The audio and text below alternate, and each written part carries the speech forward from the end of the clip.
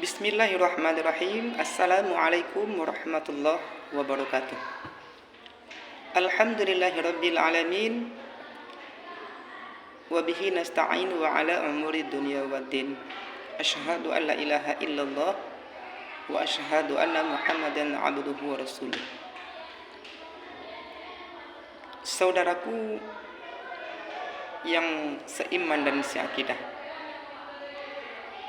kemarin ada beberapa orang bertanya kepada saya,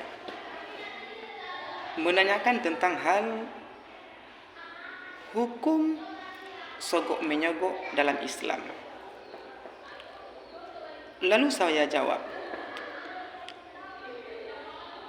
sogok menyogok yang kita bicarakan ini di dalam Islam itu namanya riswah.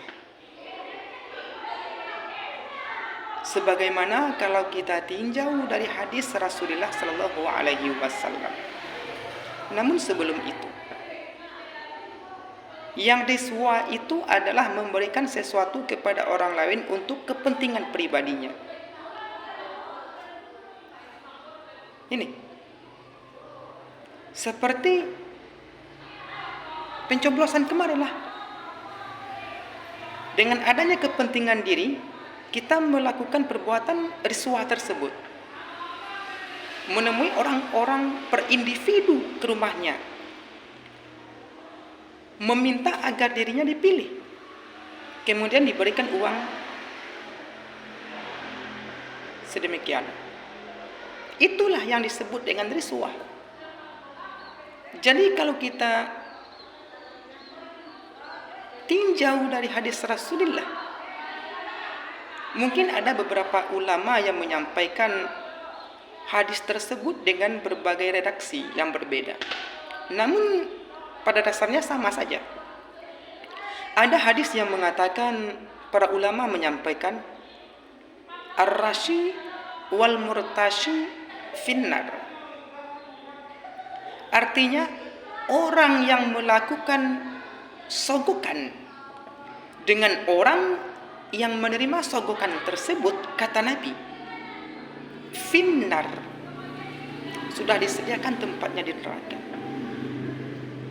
Ini dalam satu versi hadis. Kemudian kalau kita lihat, ada hadis lain yang senada dengan demikian, namun bukan diakhiri dengan finnar, akan tetapi laknat Allah. Hadis dinukil dari sebuah karangan seorang imam yang diriwayatkan dari putra sahabat Rasulullah Sallallahu Alaihi Wasallam, yaitu Umar bin Khattab, anaknya. Kita sering menyebut anaknya itu Abdullah bin Umar. Apa kata Abdullah bin Umar? Qala Rasulullah sallallahu alaihi wasallam, laknatullah ala rashi wal murtashi. Kata Ibnu Umar, Allah melaknat orang yang melakukan sogok dengan orang yang menerima sogok. Hadis ini diriwayatkan oleh Imam Ahmad, Abu Daud, termasuk Imam At-Tirmizi. Saudaraku yang seiman, jadi kita patut lagi mempertanyakan diri kita ini. Sementara Allah menjelaskan kepada kita untuk masuk ke dalam Islam secara sempurna, jangan sepotong-potong. Karena kita masuk Islam itu sepotong-potong, maka seperti inilah akhlak kita.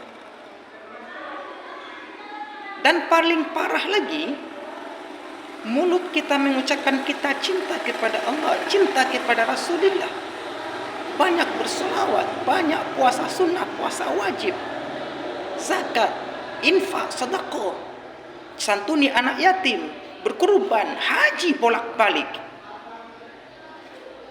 Tapi sayang, 1000 kali sayang, hadis Rasul pun kita injak-injak. Kita berbuat melangkahi hadis Rasul ini dengan ribuan alasan yang kita kedepankan. Oh, sifatnya orang membantu, Ustaz.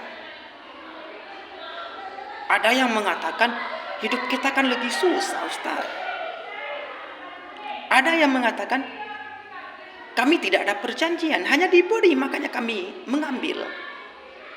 Wahai saudaraku yang beriman, apapun bentuk alasannya, kalau ada unsur kepentingan politik dalam hal memberi dan yang menerima, itulah yang disebut dengan risuah. Kalau kita sudah termasuk ke dalam risuah, ada sebagian ulama menyatakan tipis pintu taubat kita. Kenapa? Karena kalau detailnya mengatakan finnar, tak ada lagi jalan taubat. Taubat itu diperuntukkan Allah bagi orang-orang yang berlaku dosa. Kecuali hadis Nabi itu menyatakan ar-rashi wal murtashi ismun kabirun, baru ada harapan untuk taubat. Sekarang Nabi sudah mengatakan ar-rashi wal murtashi finnar. Taubat apa lagi? Memang sudah tempatnya disiapkan di dalam neraka. Lain juga bedanya dengan hadis yang satu lagi, laknatullah ala rashi wal murtashi. Allah melaknat orang-orang yang melakukan sogok dan menerima sogokan, meskipun tidak berdosa, meskipun tidak masuk neraka, tapi antum sudah dilaknat Allah. Hati-hati, mulut kita memang mudah mengucapkan amantu billah wa malaikatihi wa kutubihi wa rusulih, tapi perbuatan kita tanpa kita sadari dengan beribu alasan tuntunan ekonomi, kita berani menginjak-injak ajaran Nabi kita, Nabi Muhammad sallallahu alaihi wasallam. Apakah ini yang dikatakan iman? Apakah itu yang dikatakan Islam? Apakah hal yang demikian dikatakan ihsan? Wahai saudaraku, seberapa banyaklah kita diberikan uang oleh kreator-kreator pelaku risuah tersebut, sehingga kita berani menggadaikan iman kita hanya untuk menentukan 5 tahun negara kita ke depannya. Taubatlah. Kalaupun itu ada harapan, kalau tidak, kita serahkan kepada Allah Subhanahu wa ta'ala. Syukurlah saudara-saudaraku yang tak terlibat sepersen pun menerima uang dalam hal perilakuan sogok-sogok ini. Terkadang-kadang kita bangga dapat amplop sekian ratus ribu, lupa dengan agamamu, lupa dengan imanmu yang telah kau gadaikan. Kembalikan fitrahmu, ingat Allah, dan bertaubatlah. Jangan sampai maut datang kepadamu secepat mungkin. Terima kasih. Tauhid la ilaha illallah.